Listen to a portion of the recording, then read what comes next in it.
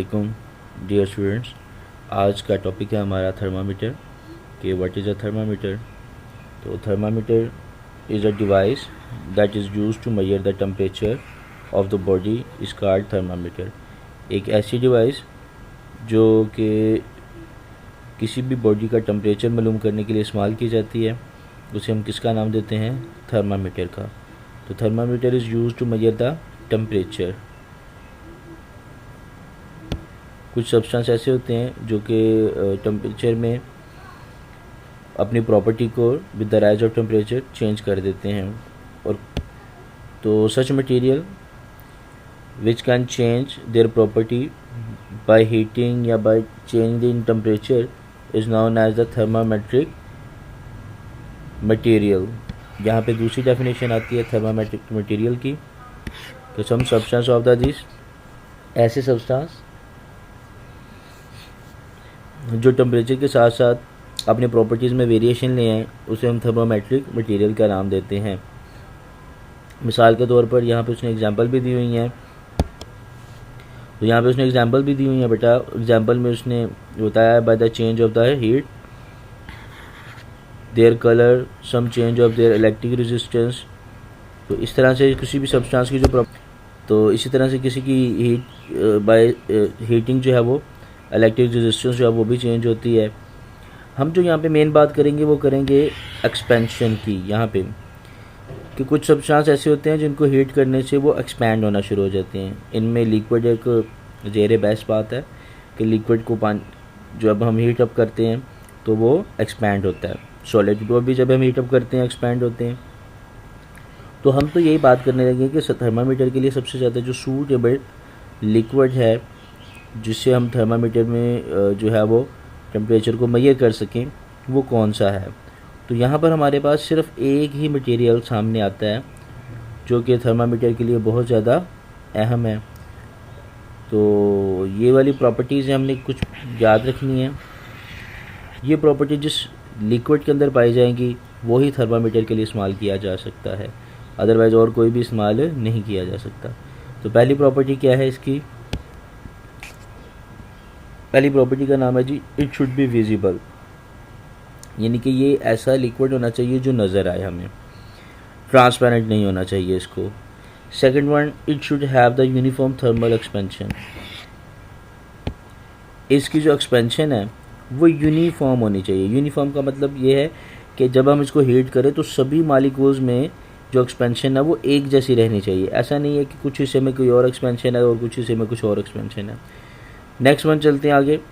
It should have a low freezing point. इसका जो freezing point है वो कम से कम तरीन होना चाहिए ताकि ज़्यादा से ज़्यादा वैल्यू हम जो है वो फ्रीजिंग की आसानी से मालूम कर सकें।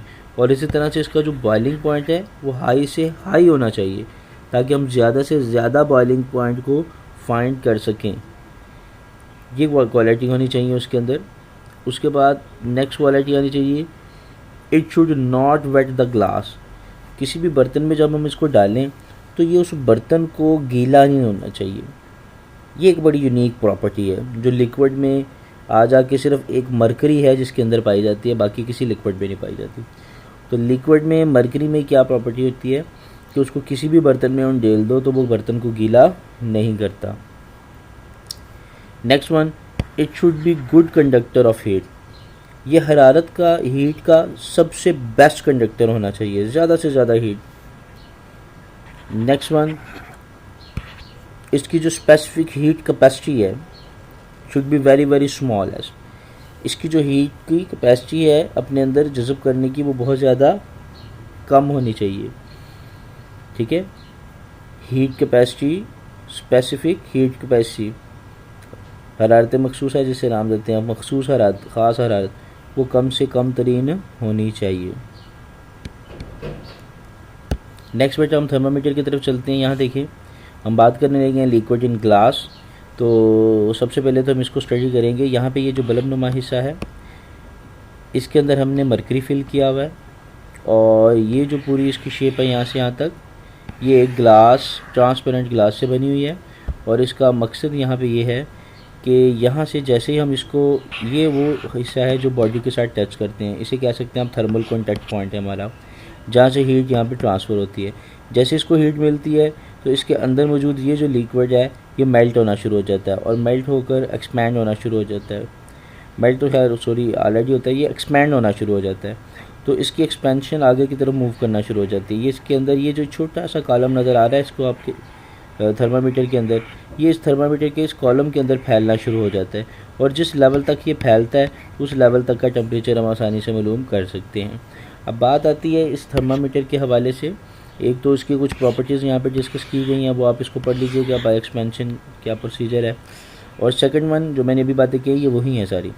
और सेकंड वन जो सबसे ज़रूरी बात है वो ये है कि मरकरी का फ्रीजिंग पॉइंट कितना है -39 और बॉइलिंग पॉइंट कितना है 357 सेंटीग्रेड।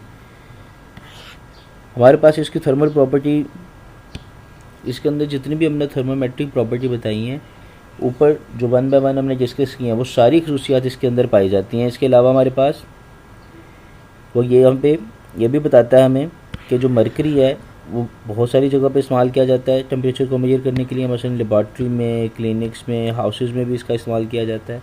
और यहाँ पे अमूमन तौर पे जो इसकी रेंज रखी जाती है वो -10 से 150 सेंटीग्रेड तक होती है। ये सारे इसमें से बेटा इस पैराग्राफ में से MCQs बहुत आते हैं, तो इसको MCQs के लिए ज़रा अच्छे से प्रिपेयर करना है आपने और इसके अलावा इस टॉपिक को भी प्रिपेयर करना है। तो यहाँ पे बात होने लगी है जी नेक्स्ट हमारे पास lower and the upper fixed point. Lower and upper fixed point है क्या? वो कम से कम और वो ज़्यादा से ज़्यादा मेजरमेंट जो इस इंस्ट्रूमेंट से मेजर की जा सकती है वो उसकी लोअर और अपर वैल्यू है। डेफिनेट बात है जब हम इसको आइस में रखेंगे तो हमने देखना है कि ये मिनिमम कितनी वैल्यू मालूम कर सकता है कूलिंग पॉइंट पे, और जब हम इसको किसी बॉइलिंग पॉइंट में रखेंगे तो हमने ये मालूम करना है कि ज़्यादा से ज़्यादा हाई टेम्परेचर ये कितना मालूम कर सकता है। तो इसी मिनिमम हाई मैक्सिमम वैल्यू को हम किसका नाम देते हैं? Lower and the upper fixed point. Next चलते हैं बेटा, हमारे पास आगे आ जाते हैं स्केल।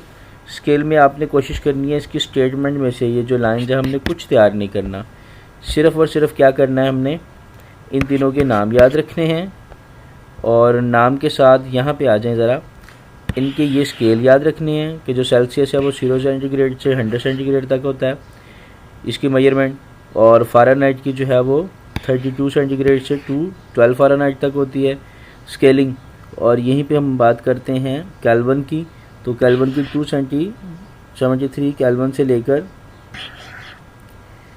373 केल्विन तक होता है। अब इनके दरमियान जो मेजरिंग लेवल्स हैं वो कितने हैं? इसमें भी 100 लेवल्स होते हैं। अगर मैं इसकी बात करूं यहाँ पे तो इसके अंदर 182 इक्वल लेवल्स होते हैं। ये आप देखते होंगे यहाँ पे जो लेवल्स बनते हैं 1 2 3 4 5 6 7, ये जो लेवल्स हैं डिग्रीज जैसे हम नाम देते थे, तो ये लेवल्स कितने हैं इसमें, जो डिग्रीज हैं वो कितनी हैं यहाँ पे 100 हैं सेल्सियस में, 180 हैं फ़ारेनहाइट में, और इसी तरह से हमारे पास 100 इक्वल पार्ट्स हैं किसके अंदर? केल्विन के अंदर। अमूमन तौर पर हम न्यूमेरिकल्स वगैरह में केल्विन का ही यूनिट इस्तेमाल करते हैं। और उसके बाद आपने आ जाना है इनके फार्मूलाज पे, तो ये बेटा आपने इनके फार्मूलाज को लाजमी प्रिपेयर करना है। ये जो पॉइंट्स मैं हाईलाइट करता हूँ ये वही चीज़ें हैं जो आपने लर्न आउट करनी है। आज का लेक्चर कंप्लीट हुआ, शुक्रिया, इजाज़त है, अल्लाह हाफिज़।